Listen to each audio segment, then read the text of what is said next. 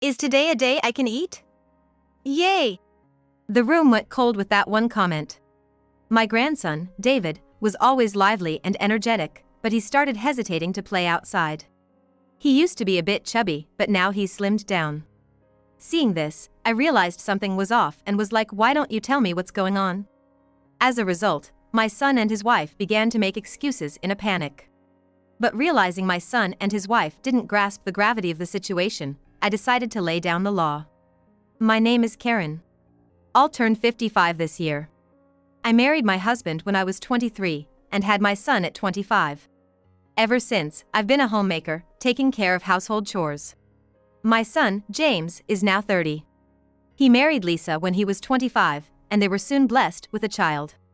So, I have a 5-year-old grandson. My grandson's name is David. David has always loved playing outside, and whenever he came to our house, he would always run around in our yard. Whenever my son and his wife visited me, either my husband or I would always take David to the park. People say kids will be kids, and that certainly applied to David. My son and his wife would often bring David over to visit, but one day, I noticed something was off about David. He used to be enthusiastically like, I want to go play outside. Take me to the park, but for some reason, he didn't want to go out that day. When I asked like, don't you want to go outside? It's nice out and it'll be fun, he was like, but showing little interest in going out. I thought maybe he wasn't feeling well and decided not to press further. Luckily, we had lots of board games and cards that could be played indoors. These were the toys that James used to play with when he was a kid, stored in our closet, so I quickly took them out. Although David seemed happy, there were times he'd just blankly stare outside. I thought he might still want to go out and asked him like, if you're not feeling up to playing, how about a short walk to the store? David then looked at Lisa. Lisa, with a resigned expression, was like, only for a bit. At that moment, David cheered and began running around my house. He clearly wanted to go outside. I thought being stuck in a house with just adults probably wasn't much fun for him. I was about to get ready and take David out when Lisa suddenly stopped me. Hold on a sec. In Lisa's hand was sunscreen, and she began applying it to the face and limbs of David standing next to her. I've heard that UV rays can cause skin cancer, and getting sunburned hurts. I was impressed with how diligent Lisa was in this regard. After that, we headed to a store nearby, but on the way, David kept insisting that he wanted to play in the park. I was like, just for a bit, letting David play in the park. It had rained earlier that day, and the ground was muddy. David got his foot stuck in the mud. In that moment, he fell face first, his clothes completely covered in mud. Even his face was smeared with mud. I asked David like, are you okay? Any injuries? But it seemed he wasn't hurt. However, his joyful expression from earlier had turned into one of despair. Reluctantly, I took the dejected David's hand and we headed home. Seeing the muddy David, Lisa was like, what's this? I told you not to play. Karen, please stop him next time, she exclaimed in a loud voice, scolding David. I was like, hey, kids will be kids. Things like this happen from time to time. I'll make sure to wash the clothes. I tried to calm her, but she was like, that's not the point. Thanks to James intervening and calming Lisa down, the situation was diffused. However, it seemed my son and his wife had many strict rules at home. For instance, when I tried to give David some candy we had at home, Lisa was like, we're trying not to give David candies. It spoils his dinner. I understood the concern about overeating from big bags, but they even refused small individually wrapped candies. Feeling bad for David but understanding that rules differ across households, I decided not to offer him any candies. Even after that, my son and his wife did visit, but their rules felt too strict. Whenever we ate out with my son, his wife, and David, they would always choose light meals at diners. Places like barbecue joints or steak restaurants, which kids typically like, were off limits. If that's their household rule, then it can't be helped.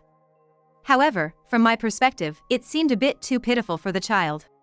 My husband and I would sometimes talk like, don't you think they're a bit too strict? We took James to various places when he was young, didn't we? While my husband usually didn't say much, it seemed he felt the same way watching my son, his wife, and grandson. But we concluded it wasn't our place to interfere and decided to respect my son and his wife's parenting decisions. From that time, my son and his wife stopped coming to our house. Apparently, James got busier with work and couldn't make time. They used to visit once a week, so it felt like a sudden change. While we always looked forward to seeing our grandson, our son and his wife, we couldn't help but feel a tad lonely. We continued to communicate via messages, so I often received photos of my grandson. One time, something caught my attention. He seems to look more mature. David is turning 5 this year, but comparing his recent photos to the older ones, he did seem to look more grown up. They say kids grow up fast, but seeing this made me feel like he'd be an adult in no time, and I felt a bit melancholic. About 6 months had passed since my son and his wife stopped visiting. They informed us they finally got some extended time off. The idea of a dinner gathering came up. Considering their preferences, my husband and I suggested a slightly upscale traditional American restaurant. Once we got the green light from my son and his wife about the restaurant choice, we quickly made a reservation. The thought of dining together after such a long time was thrilling. I was so excited that I barely slept the previous night. The next day, eager to see my son's family, I arrived 30 minutes earlier than planned. After a short wait, my son, his wife, and David arrived, and we were led to our reserved table. "It's been a while, how have you been?" "Well, work's been busy, and I couldn't visit you often. But I managed to get a 3-day off. We're sorry for not coming around much." We were making small talk when I noticed something. David looked slimmer than before. He used to be a slightly chubby and adorable kid, but now he's become a slim boy who could easily be described as handsome. David seems to have lost weight. Isn't he a bit too thin? Is he eating well? Maybe he's lost his appetite because of the summer heat? He's eating just fine. You know, kids this age, their body type can change in a flash. Finding clothes was a real challenge. I had expressed my concerns about David's weight, but I was reassured that he was eating properly. After chatting for a while, our meals arrived. Being a multi-course meal, there was a lot to eat, but it was also a feast for the eyes. As everyone admired the dishes in front of them and reacted with delight, David, who had been quiet until then, suddenly spoke up. "Is today a day I can eat? Yay!" At that moment, I could feel the atmosphere in the room change. A day he can eat? What did he mean? I racked my brain desperately. Suddenly recalling how David's appearance became more mature, how he'd slimmed down out of the blue, and how he'd stopped playing outside, I arrived at a conclusion. If my suspicion was correct, it would be a significant issue. I decided to bravely ask my son and his wife. "I've been wondering for a while now, are you making David eat properly?" James and Lisa avoided eye contact. My son was like, "Of course, we make sure he eats. He even eats any veggies and doesn't have any dislikes. Isn't that right?" And his wife was like, "Yes, he always finishes whatever I cook." I wonder why he suddenly said it's a day he can eat. Kids can be so mysterious. They seemingly dodging a topic they'd rather not discuss. I've had a vague feeling for a while now that my son and his wife weren't giving David enough food. Given that he used to be a bit chubby, I thought they might be managing his meals out of concern for him gaining more weight. But looking at David now, that just doesn't seem to be the case. Not only had he lost weight rapidly, but he also looked listless and pale. "David, I want to ask you something. Are you getting enough to eat?" He responded with a shocking revelation. Looking at the elaborate meal set in front, David was like, "Yeah, I do eat. But, you know, Mom and Dad only let me eat like once every 2 days. I once tried to sneak some snacks and got yelled at. Is today not a day I can eat?" After hearing from David, I turned to James and Lisa and was like, "Could you please explain what's going on?" They started to spill the beans. Apparently, they wanted to get David into a talent agency. But apparently, since David used to be a bit on the chubbier side, they were advised by an agent that it might be better for him to lose a little weight. So, for the past 6 months, they'd been restricting his diet to get him to this point. They'd even prevented him from playing outside and ensured he wore sunscreen to maintain flawless skin. When I asked why they wanted to get him into a talent agency, they said that as they walked around downtown, he was asked once, leading them to hope that he might become a big name in the entertainment world. While they haven't signed him up with a talent agency yet, they plan to formally apply in the near future. But he's still 5 years. How is he gonna balance that? I find it hard to believe you have his best interests at heart when you're not even feeding him properly. I said, my husband nodding in agreement. The entertainment industry is a tough world. We want David to be able to shine there too. Cut the crap. Kids need to eat every day. Especially growing ones. You better start making him 3 meals a day right now. For the first time, I raised my voice at my son and his wife, making them flinch. James was like, if mom feels that strongly about it, we'll make sure he eats properly, seeming to be persuaded by my insistence. That day, David had a full meal set in front of him, just like the adults. He ate all without leaving anything. From then on, I made it a routine to call my son and his wife every day to ensure that David eats properly. They not only assured us that they were making him eat properly, but they also sent pictures and shared the day's menu with us. My husband and I felt reassured and carried on with our daily lives. About 3 months after our dining experience with my son, his wife and David, we had to travel to their area for some business. After finishing our business, we decided to visit our son's house right away, skipping lunch. Long time no see. Lunch will be ready soon, please wait in the living room. Lisa ushered us to the living room, where we found James and David hanging out. David looked much healthier than before, with a fuller face suggesting he'd been eating properly. After some chit-chat, Lisa entered the living room with dishes of food. Everyone gathered around the table, but there was a separate dish with noticeably smaller portion of food. Before I could express my surprise, David took his seat in front of the small portion. Isn't that a bit too little? Lisa was like, it may seem so, but any more and he'd gain weight, as if there was nothing wrong. Frustrated and realizing they might not heed my words any further, I excused myself for a moment and called someone.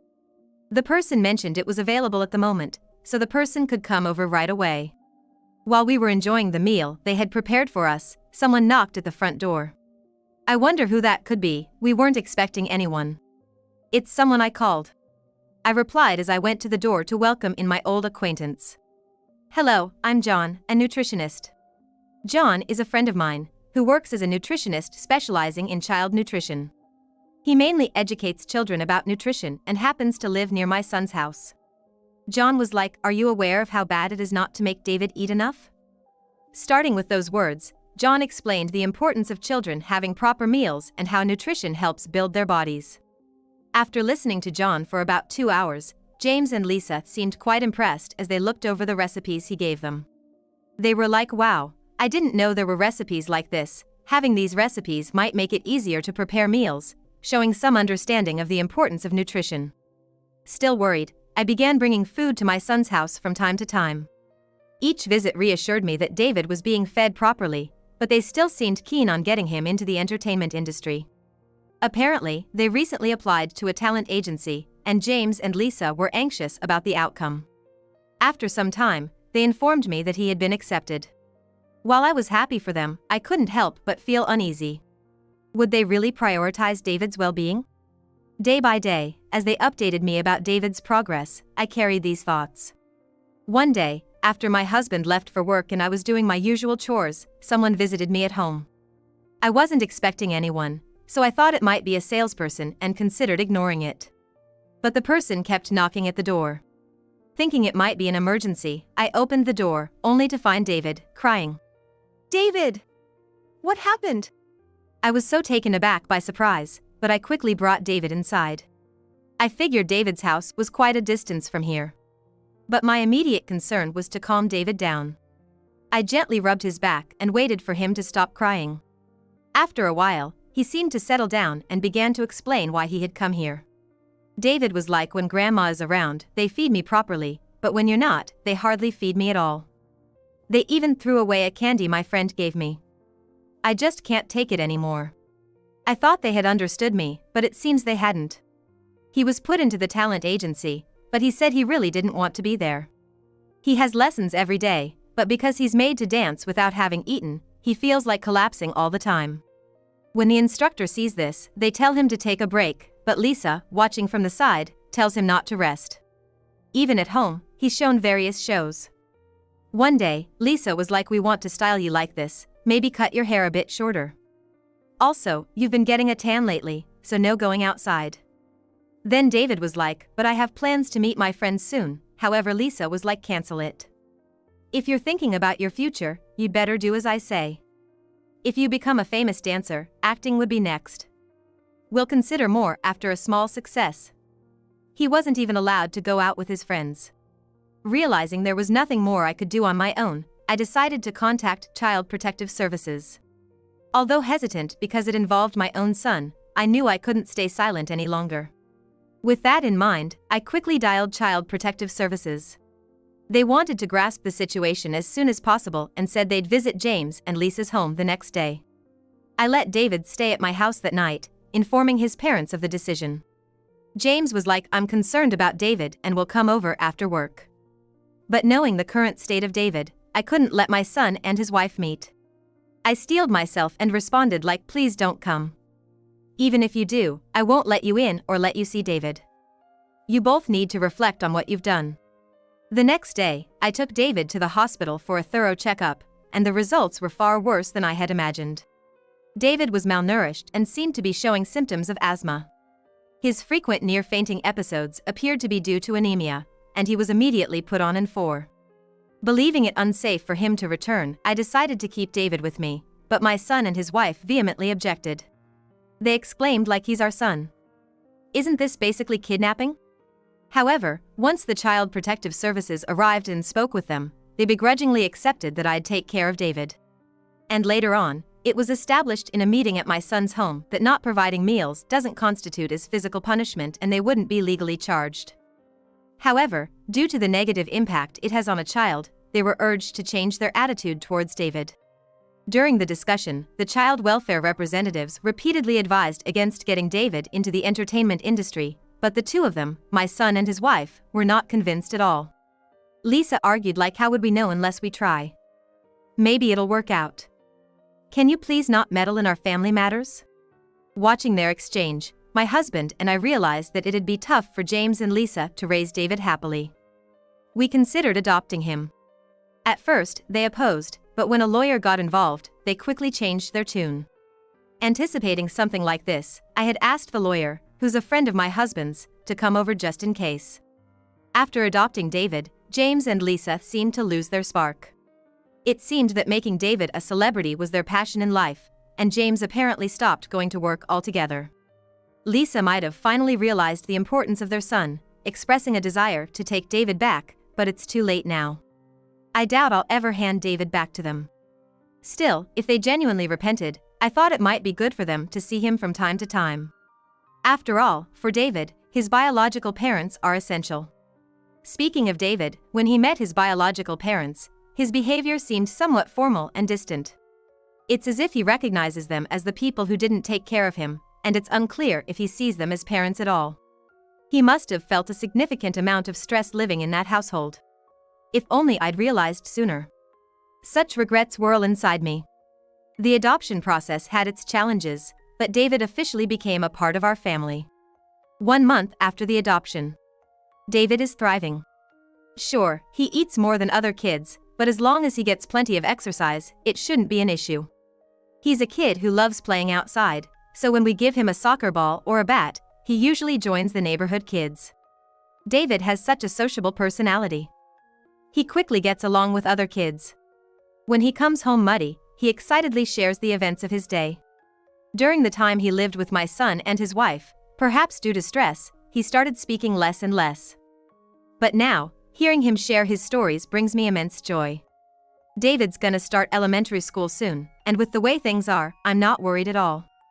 I'm certain he'll make lots of friends and come home covered in mud as usual. But one thing has been nagging at me. The concern was, did my husband and I make the right decision in adopting David? After all, when we became older, might there be comments or criticisms from those around us? I also wondered if David might be concerned about that very thing. So, I decided to ask David how he truly felt. I asked him like, did you want to live with your dad and mom? Are you happy now? He was instantly like, I'm super happy. My old home felt very gloomy, and I hated being there. But now I can play outside and eat delicious food, so it's much better than before. He was like, I did feel a little sad when I left my dad and mom, but I love grandma and grandpa too. Thanks for always being with me.